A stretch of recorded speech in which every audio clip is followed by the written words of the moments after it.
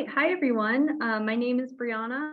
I'm a library specialist with Jackson County Library Services, and thank you for joining us today for this Healthy Living for Your Brain and Body presentation. We're lucky to partner with the local chapter of the Alzheimer's Association today to make this program possible. Now is also a good time for a reminder that the views and opinions expressed in this program are those of the presenter and do not necessarily reflect the official policy or position of Jackson County Library Services. Now, one last thing before I introduce our speaker. The theme for our spring programs was health and renewal. So we have several great programs for adults. So I'm going to just share my screen really quick here. Also in April, we're going to have a Get Up and Go bingo program. You can pick up a bingo card at any of our branches, and it's got lots of fun ideas for things to get folks moving outside throughout Jackson County. And then if you get a bingo, you can pick up a custom sticker at any of our branches as well. I also want to share a book list that we created for this program. You can go to our catalog portion of our website, and it's here with the same title as this program. We've got some books and DVDs and streaming videos on some of the topics covered in this presentation, as well as some links down here at the bottom to the Alzheimer's Association's website with information about support groups, helpline, and some early signs and symptoms of Alzheimer's. All right, so I will stop sharing my screen now. And finally, it's my pleasure to introduce you to Lori Stanton, who will be our speaker for today. I will give you the floor. Awesome. Thank you so much for having me. Again, my name is Lori Stanton. I'm the regional manager for the Alzheimer's Association for Oregon and Southwest Washington. And my office is based in Medford. So I actually cover Coos, Curry, Jackson, Josephine, Klamath, and Lake counties. So I have information and resources for all of those areas should folks need them. I'm going to go ahead and share my screen.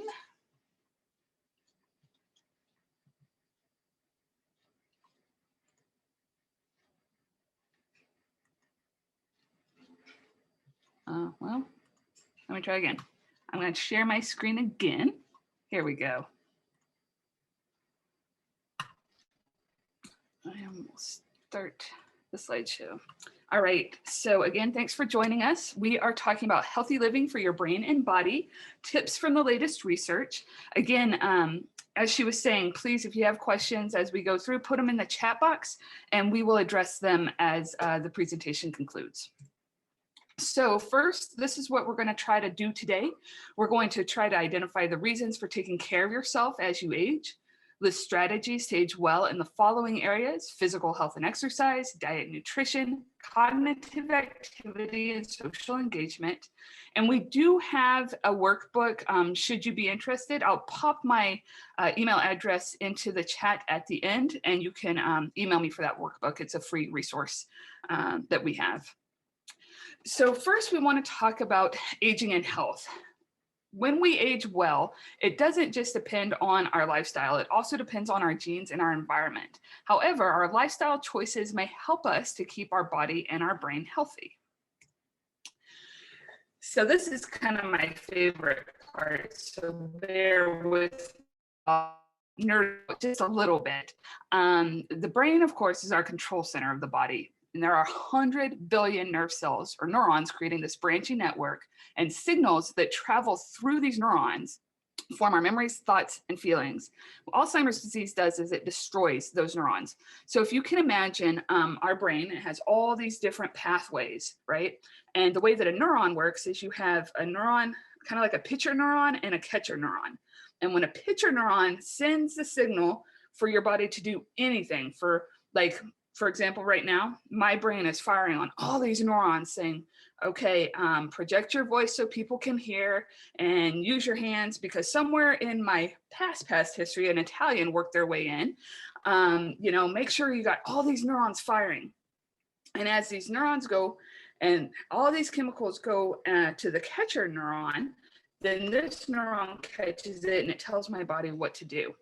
What happens with Alzheimer's disease is we've got a plaque or a tangle that's basically destroying either our pitcher neuron or our catcher neuron.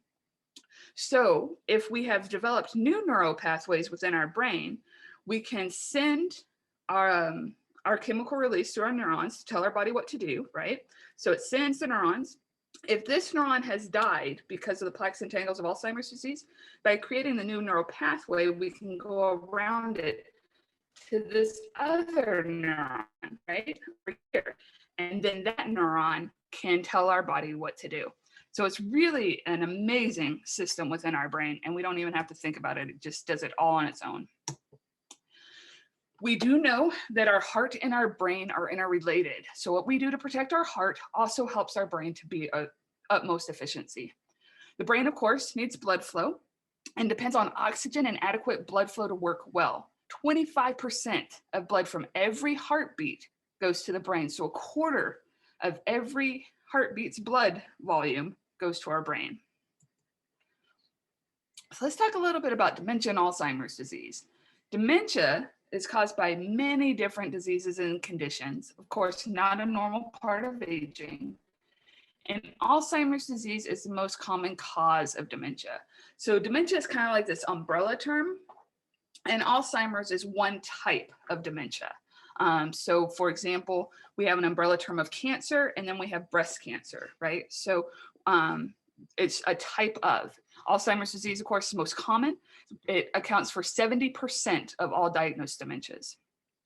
Known risk factors for Alzheimer's include age. So we know that 1 in 9 people over age 65 have been diagnosed with Alzheimer's disease, and we know that that jumps up to 1 in 3 over age 85.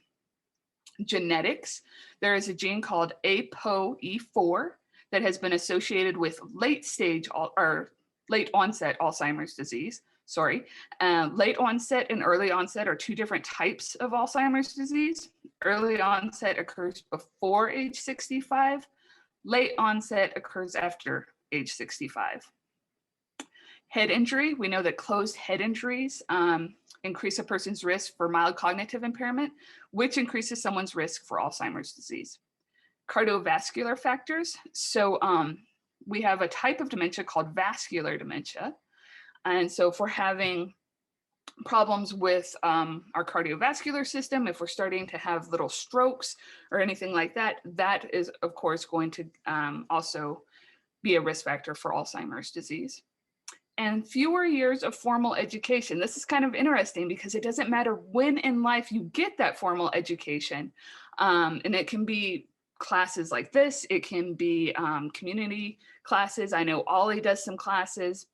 Anything where we're kind of learning in a classroom type environment, those things really help us to kind of develop new neural pathways.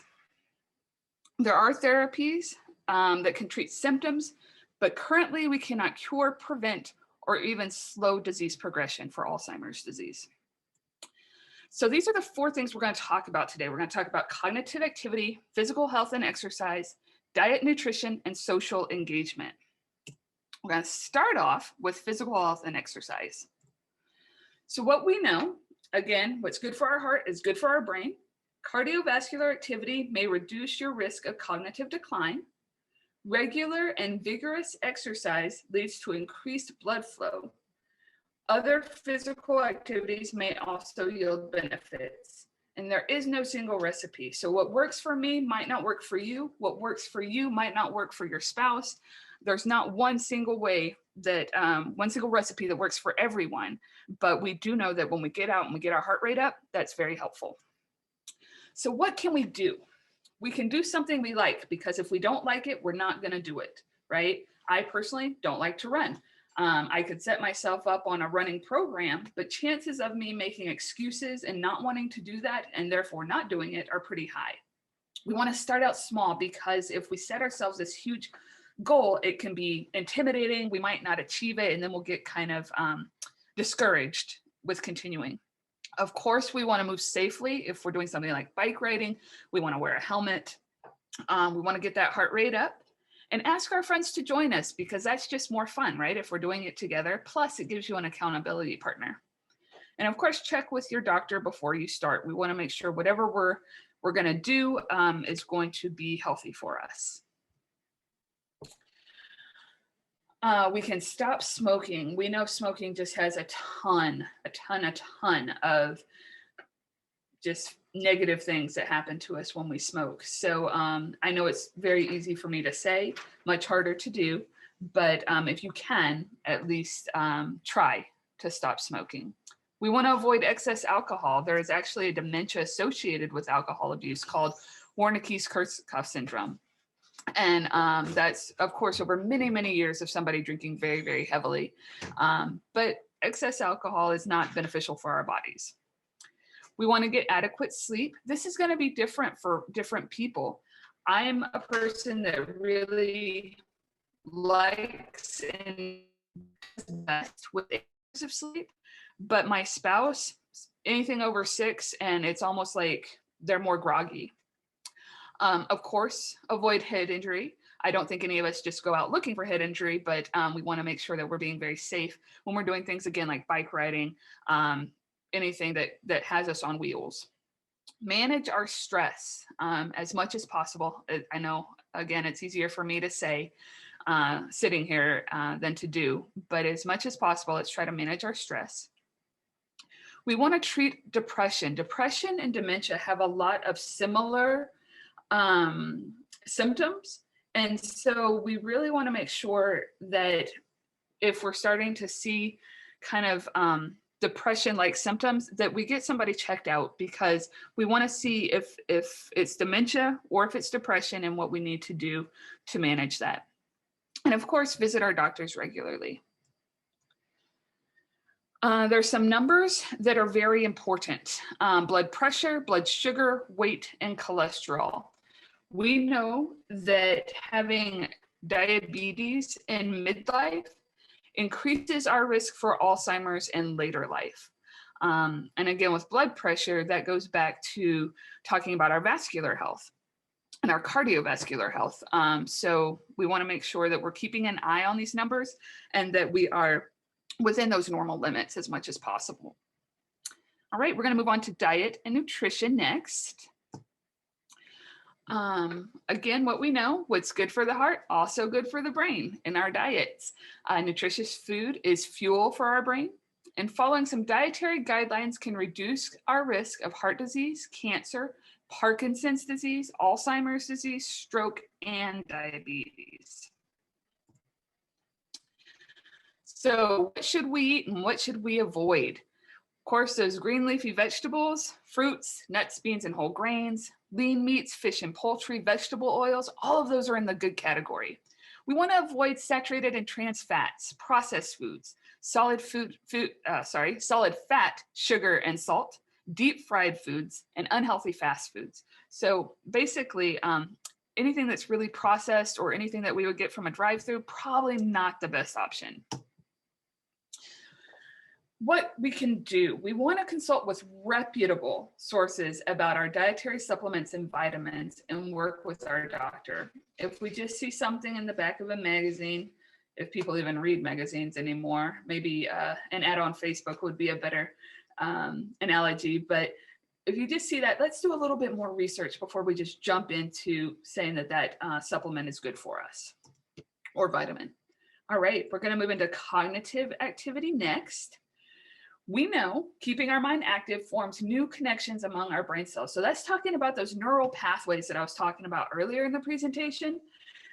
We keep our mind active, we create new neural pathways. So it's like new roads for those synapses and those chemicals to follow to find the other synapse to tell our body and brain what to do.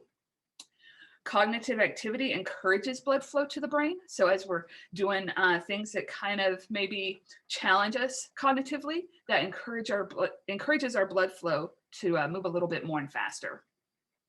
And then mentally stimulating activities may possibly maintain or even improve our cognition.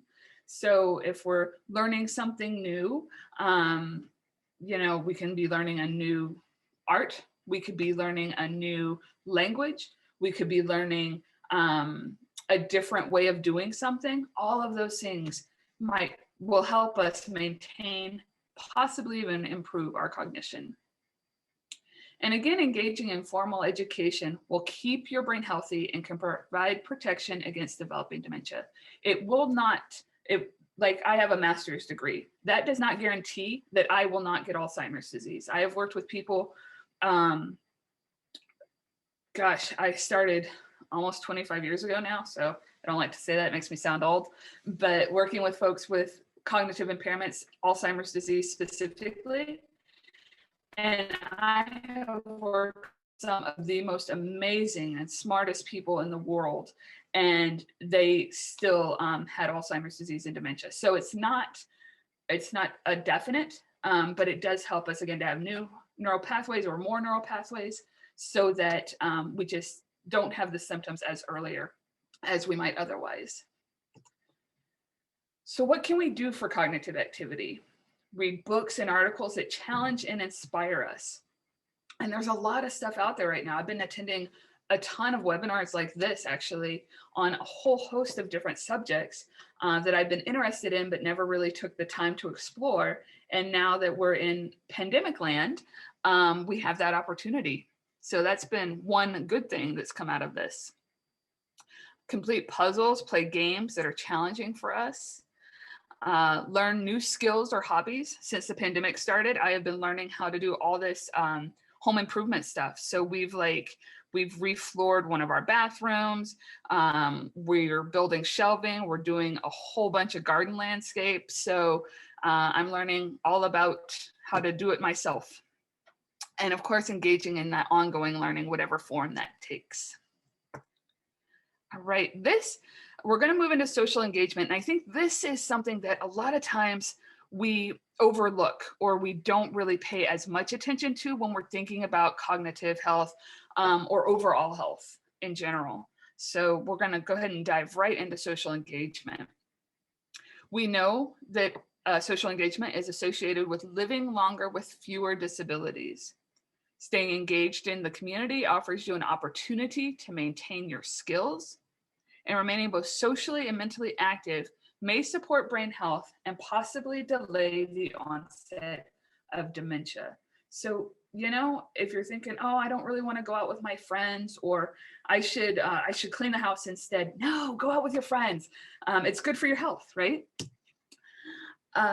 We can visit with our friends and our family. Right now, of course, socially distance and safe precautions. But as much as possible, pick up the phone. Have a socially distanced walk, maybe outside. Find ways to still maintain that social engagement. We want to engage with others and stay involved in our community as much as possible. Again, like I was saying, I've been doing that through attending webinars and volunteering with different organizations that are doing things virtually.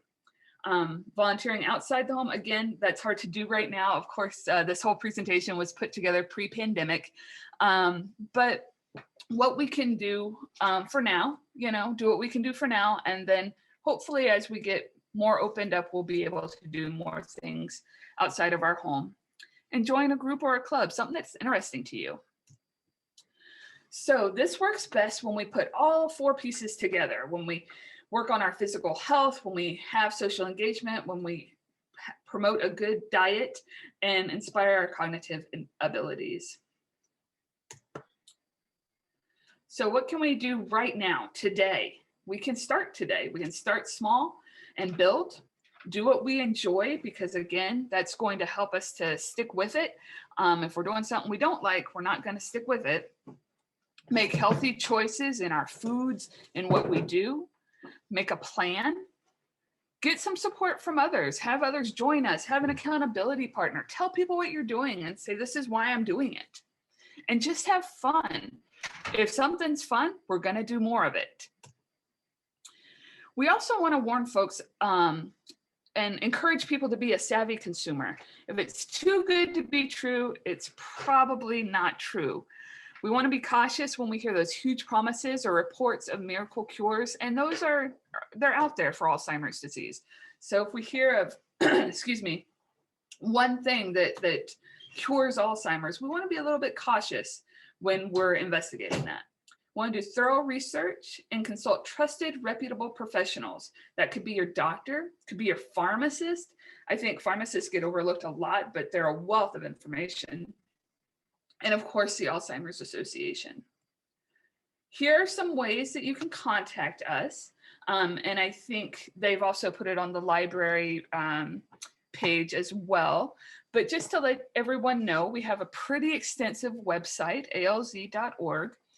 And within that website, we've got a ton of different things.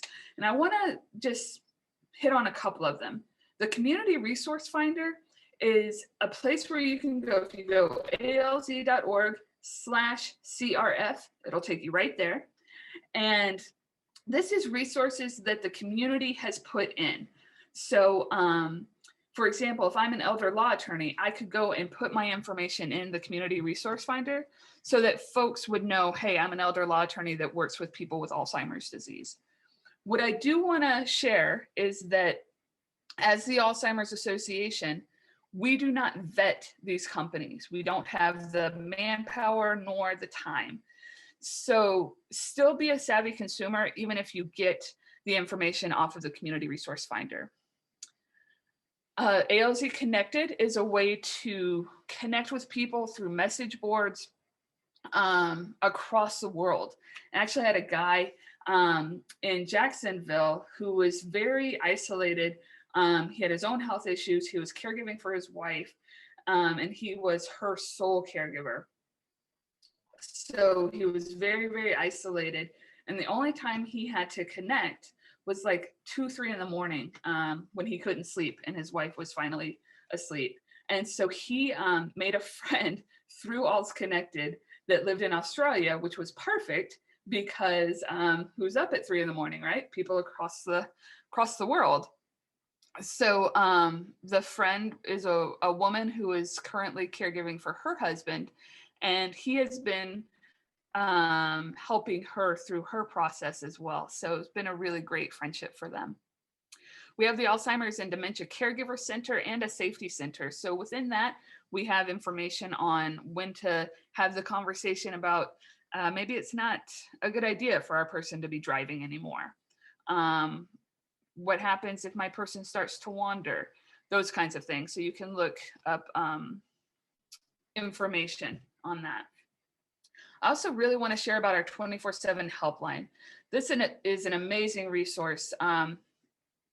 Every day, all day, there's a real life person that you can talk to. So you can call 1-800-272-3900 and speak with a master's level clinician anytime, day or night. Doesn't matter if it's Christmas, somebody will be there and they will help. So you can talk to them about anything. You can say, I'm just feeling totally overwhelmed and I just need to vent, and they will say, have at. You can say, hey, I'm looking for some resources and I'm not sure where to start. They'll connect you with whomever your local representative is. If you're here in Southern Oregon, it would be me. Just anything at all. I had one guy call and he couldn't get his dad to take a bath, and it had been like 2 weeks. The dad had not taken a bath. And so he calls the helpline just in frustration. He's like, I can't get my dad to take a bath. Maybe you can talk some sense into him. And he hands the phone to his dad, and the dad and the helpline worker, according to the son, actually had a very nice conversation. About 5 minutes went by.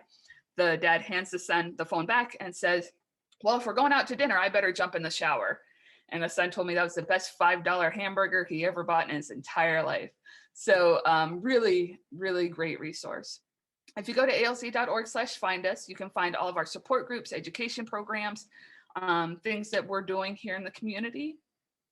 And if you go to training.alz.org, you can find all the online education programs available. We have all of these online as well. Of course, you don't get to listen to me talk, but you do get to see the same slideshows and everything. So there's a couple of different ways to get involved. I'm not really going to talk much about this, but if you are interested, please go to our website. We advocate on the local, state, and national levels. We, of course, have our big fundraiser, the Walk to End Alzheimer's. The Longest Day is also a fundraiser. Trial Match is a way for people to connect with doctors that are doing medical trials. So if people are interested, you can find more information on our website. And here are some additional resources. So if you're looking for places to go to kind of learn more about this, I would really encourage National Institute on Aging. They're another wealth of information, but they have 2 publications, What's on Your Plate and Go for Life. Both of those are great. Administration on Community Living has a publication, Brain Health as You Age. So those are some other resources to kind of look at if you're interested. And of course, if you've got any questions, I'm going to answer some today, but you can always contact our helpline or go online and reach us there as well. So I'm going to stop sharing. There we go.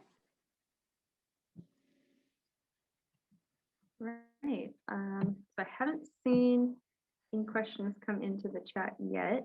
If anyone has any, you can put that in there. Oh, we got one from Linda here. I'd like more information about treatments that are being studied. Sure.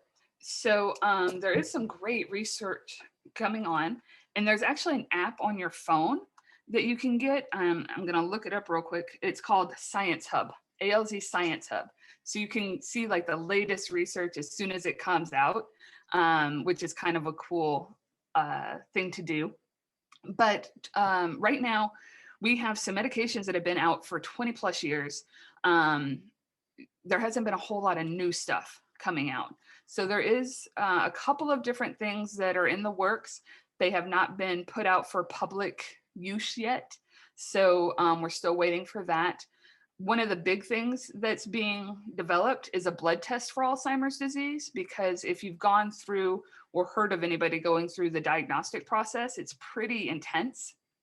So it kind of, the blood test, of course, would really take a lot of that away, and it would be a quicker turnaround. Usually it takes about a year to get a correct diagnosis. And a lot of times, depending on how fast somebody can get in to see a doctor. So that would be a great kind of jump ahead for people so that they can start treatment as soon as possible.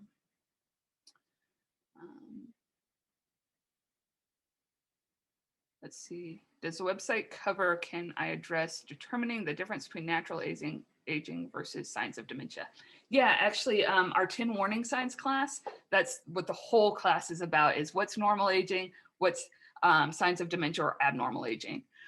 Some of the things are, if we see pretty big changes, then that's something to take into account, right? So, for example,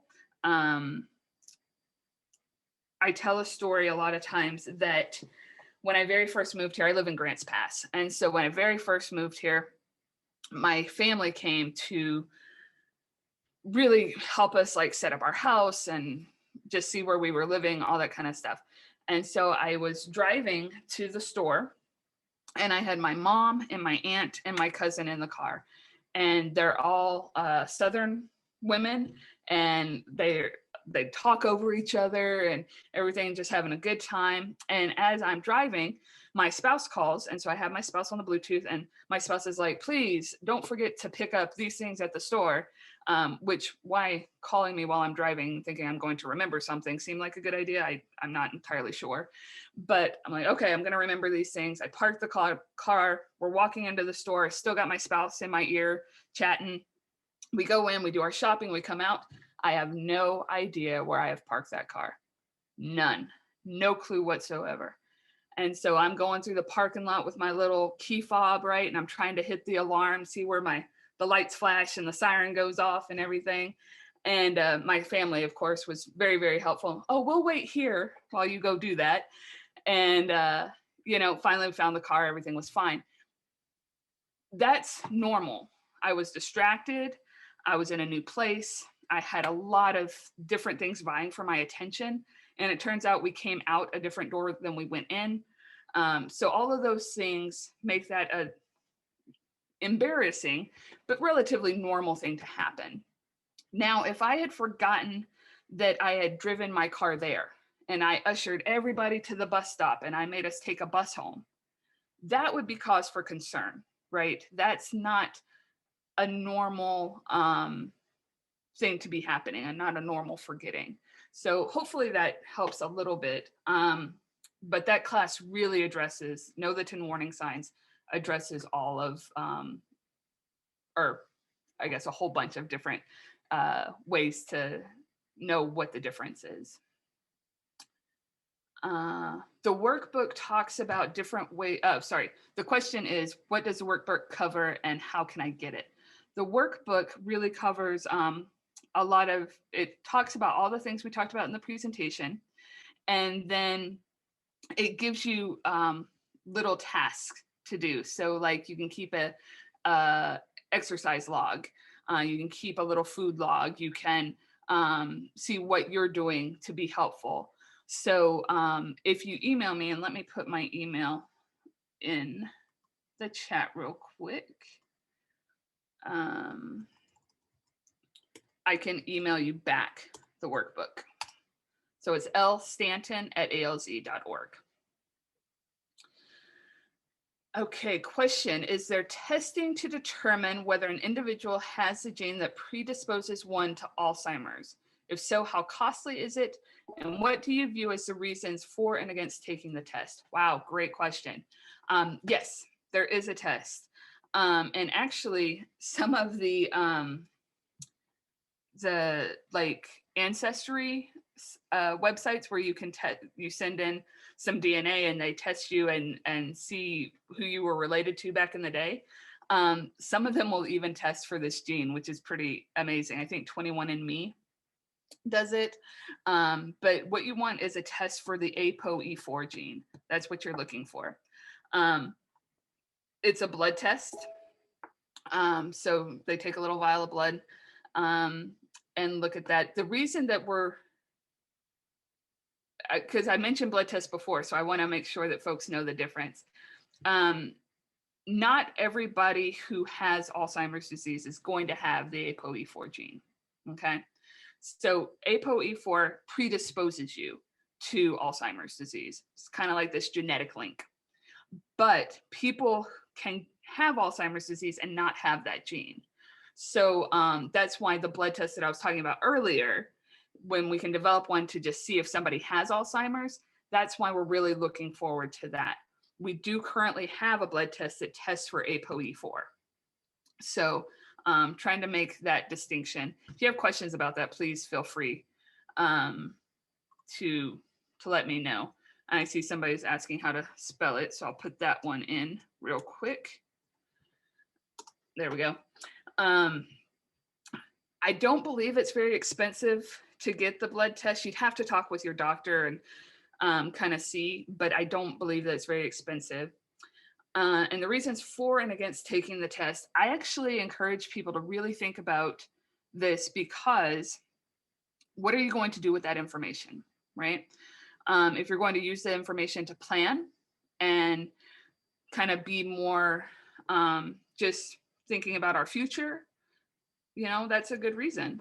If we have a history, a family history, and we want to know, hey, do we carry the gene? Are we going to pass the gene on to our children? All good reasons.